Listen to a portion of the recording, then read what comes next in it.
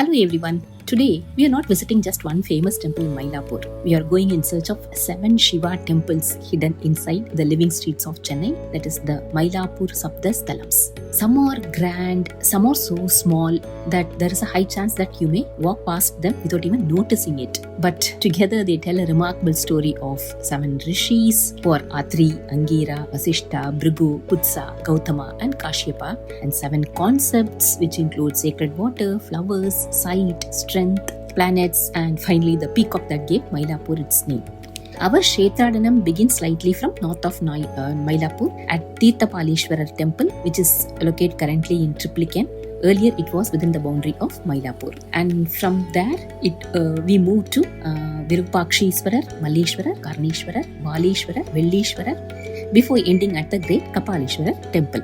And here is the most delightful surprise: 4 shrines that is Karneshwarar, Malleshwarar, Virupaksheeswarar and Valeshwarar are clustered within roughly 200 to 300 meters, which you can actually scroll down through just by walking. Chennai traffic may be impatient outside, but these lanes 1,000 years can sit quietly behind one small doorway. Our first stop gave me an immediate surprise. Both the Shivalingam and Tripura Sundari are unusually small. Here the Lord is named as Theerthapaalesswarar, and the name itself gives a clue. Theertha means sacred water, and Paleshwarar is understood here as a Lord associated with or protecting those sacred waters. Looks like as many as 64 Theerthams were stretching towards the sea, and though the urban ponds may have disappeared now, but their memory survives in the deity's name. And the Sthala Purana brings sage Agastya into the story. It looks like when all beings gathered in the Himalayas for Shiva and Parvati's wedding, the earth tilted under their weight. So Shiva sent Agastya south to restore balance. Tradition says he rested here beneath the Vanni tree, bathed in the sea, and worshipped Lord Shiva with seawater. And there is also another story that links that the small lingam is offered because of the short-statured sage Agastya. So the Lord graciously reduced his form so Agastya could worship with ease. Tripura Sundari means the beauty who transcends the 3 worlds, often understood as the Supreme Shakti. Her small form beside this small lingam creates a very divine darshan. This thalam is connected with Atri Rishi in the Sapta Rishi sequence. And it is believed that people pray for physical and emotional cleansing, relief from ailments, and the wisdom to restore balance when life feels tilted.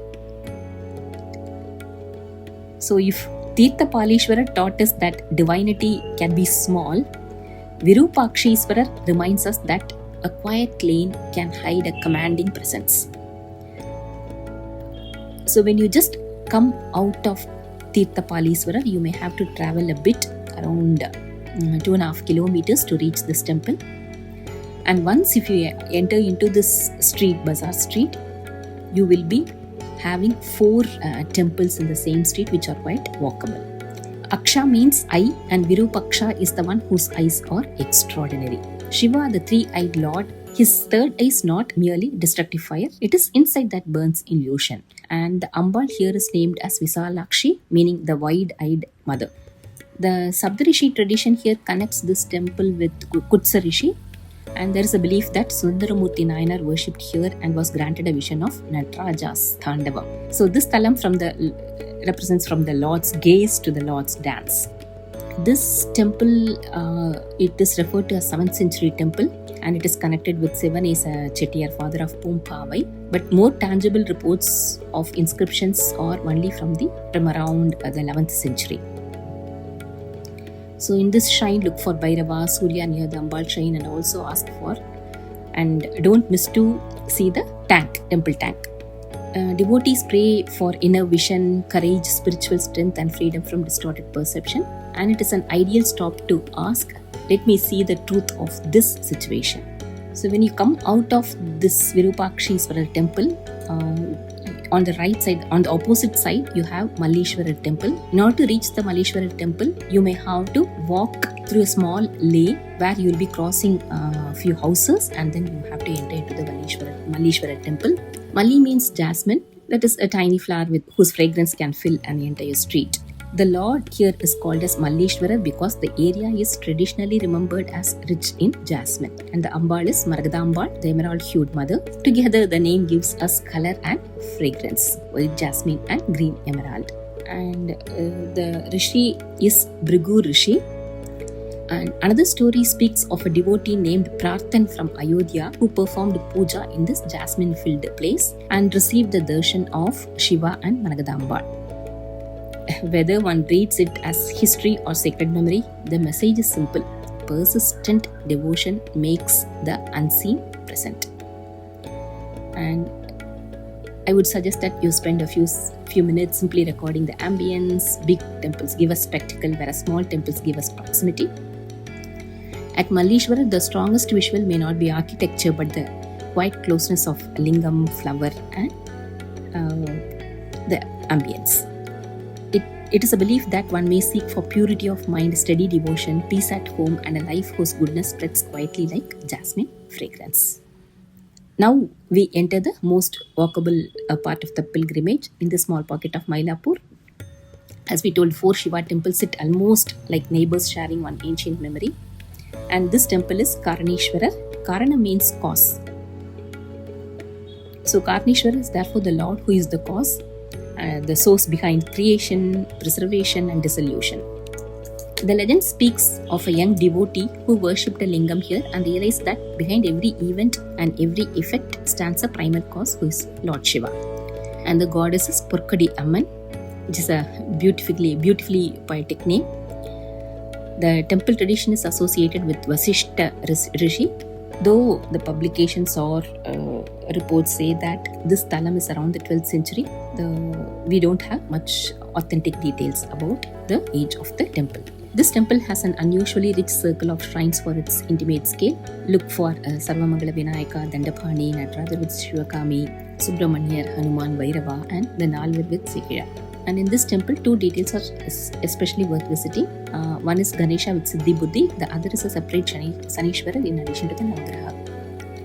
It is believed that people pray for insight into the causes behind recurring problems, relief from illness, material stability, and harmony within the family. So here, the deeper prayer is just not merely remove my problem, but help me understand its root. Our 5th stop carries the name of Vali, the mighty king of the Ramayana. This is a temple about strength and about the responsibility that must come with strength. Temple tradition says Vali worshipped Shiva here and received the power to draw half the strength of the opponent who faced him. That boon made him almost impossible to defeat. The Lord therefore came to be called Valeshwarar. Devotees also regard the temple as Shadru Samhara Sthalam, a place to overcome enmity. But the most interesting way to seek in this Sthalam is, what do we do with power once we receive it? Vali's story shows that strength without self-knowledge can become its own trap. So the prayer here can be for courage, protection, and ethical use of power. The Ambal here is known as Periyanayaki, that is the great leader or great mother. The shrine is linked with Gautama Rishi in the 7th sage tradition. And there are several details worth hunting for. A rare Vinayaka is described as seated on an Avadayar, the base normally associated with the lingam, and a separate group of 5 lingams is said to have emerged from the earth. The Vamana carries figures of 22 Siddhars and is described as having a North Indian stylistic form. The Prakaram contains an impressive range of other deities: Panjalingeshwara, Nataraja, Sivagami, Subramanya, Ayyappa, Arunaginathar, separate Sanishwarar, Navagrahas, Bhairava, Surya, Chandran, Hanuman. And the Hanuman presence is a meaningful counterpoint to the Vali legend. One comes here to pray for strength, protection from hostility, success in difficult contests, and the wisdom never to misuse power. Next, we go to Vellishwarar temple. Velli means Venus, Shukra, and that connection gives this temple both its name and its most memorable legend. The story takes us to Vishnu's Vamana avatar. When Mahabali agreed to give 3 pieces of land, his guru Shukracharya sensed some danger. So he is said to have taken a tiny form and blocked the spout of the water vessel so the ritual gift could not be completed. Vamana cleared it with a blade of darbha grass, injuring Shukra's eye. Shukra then worshipped Shiva here and regained his sight, hence Vellishwarar, also called Shukriswarar. That is why devotees here traditionally pray for eye health and more symbolically for correct vision. That is the ability to see beyond appearance and desire. And the Mylapore is described as Swayambulingam, and the goddess here is Kamakshi, who's also having a Shri Chakra in her sanctum. The temple tradition links this sthalam with Angira Rishi. And here at the entrance, there is a rare standing Ganesha with Siddhi and Buddhi, and in the Prakaram or Sapta Matrikas with Varahi. And you also can see a Trivikrama image which recalls a Vamana story. And most striking aspect of this temple is a separate Sarabeshwarar flanked by Pratyankara and Shulini. And the temple is often described as Chola linked and very ancient, but claims of 2 or 3,000 years or just devotional estimates rather than securing archaeological dating. And people come to this temple to pray for clarity of perception, disciplined desires, marital harmony, and Shukra related concerns. And finally, the lanes open into Mylapore's great landmark. After 6 divine shrines, Kapaleeswarar feels like the entire pilgrimage gathering into one grand finale. Gopuram, tank, music, saints, and living memory. Kapala means skull or head, and Ishvara means Lord. So one legend says Brahma failed to show Shiva due respect, so Shiva removed one of Brahma's 5 heads. Brahma later worshipped a lingam at Mylapore in penance, hence Kapaleeswarar, the lord associated with Kapala. But Mylapore's most beloved story belongs to Karpagambal. Distracted while Shiva was teaching, Parvati was cursed to take the form of a peahen. So she came here and worshipped Shiva until she regained her divine form. Mayil means peacock or peahen in Tamil. From Mylapore comes Mylapore, affectionately Mylai. And Karpagambal means the mother who grants wishes like the wish-fulfilling tree, that is Karpagavriksha. This is a Padal Petra Sthalam praised in the Devaram. Thirignana Sambandha's Poompavai Padigam is tied to the extraordinary story of Poompavai, the daughter of Sivanesa Chettiar, who restored to life in sacred tradition after a snake bite. And the sacred site is generally associated with the 7th century Pallava Bhakti period because of the hymns. Those hymns and later literary references describe the temple by the seashore too. The present temple stands inland and includes inscriptions from the 12th century. And importantly, don't miss the Punnai tree scene of Pehan form Karpagambal worshipping Shiva, and the Sambandhar Poompavai shrine, and Murugan, Nardana Vinayagar, 63 Nayanmars, and the temple tank. The Saptarishi tradition associates Kapaleeswarar with Kashyapar. And here one prays to Karpagambal for worthy wishes, to Kapaleeswarar for humility, release from ego, and for the grace to transform distraction into devotion. So we have seen all the 7 temples, and finally, what did this Kshetradanam leave with me?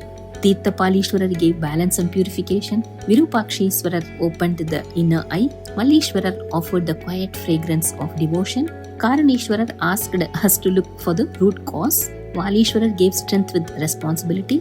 Vellishwarar gave clear sight. And Kapaleeswarar turned a peahen's penance into the identity of an entire neighborhood. 7 temples, yet no 2 experiences are the same.